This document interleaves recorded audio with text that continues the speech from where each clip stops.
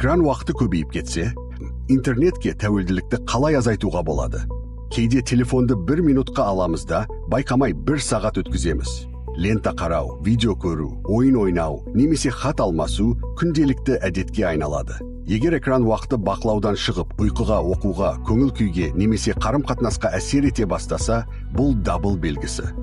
Интернетке тәуелділікті азайту үшін 5 нақты қадам бар. Бірінші қадам өз уақытыңды өлшеу. Телефондағы Screen Time немесе Digital Wellbeing бөлімін ашып, қай қосымшаға қанша уақыт кетіп жатқанын қара. Адам өзгерісті алдымен шын жағдайды көргенде бастайды.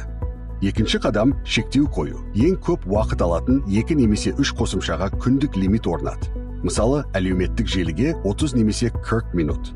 Лимит аз болған сайын емес, нақты орындалған сайын пайдалы. Үшінші қадам хабарламаларды азайту. Әр дыбыс пен әр белгі миға тағы бір рет кіріп шық деген белгі береді. Қажет емес notification'дарды өшір.